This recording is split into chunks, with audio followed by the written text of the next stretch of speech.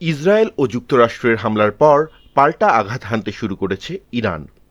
ইসরায়েলের বিভিন্ন শহরে ইরানি ক্ষেপণাস্ত্র আঘাত হানার খবর মিলেছে। বাহরাইন, সংযুক্ত আরব আমিরাত, কুয়েত, কাতার ও সৌদি আরবে শক্তিশালী বিস্ফোরণের খবর পাওয়া গেছে। রয়টার্স ও আল জাজিরা সহ আন্তর্জাতিক সংবাদ মাধ্যমগুলো এ তথ্য জানিয়েছে।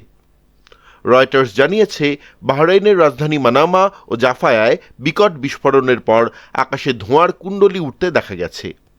উল্লেখ্য, এই এলাকাতেই মার্কিন নৌবাহিনীর একটি গুরুত্বপূর্ণ ঘাঁটি রয়েছে। সংযুক্ত আরব আমিরাতের রাজধানী আবুধাবিতেও একটি বিকট বিস্ফোরণের খবর পাওয়া গেছে। আল জাজিরা জানায়, কুয়েতে বিস্ফোরণের শব্দ শোনা গেছে। এর পরপরই দেশজুড়ে সতর্কতা সাইরেন বাজানো শুরু হয়। কাতারের দোহায় একাধিক বিস্ফোরণের শব্দ শোনা গেছে।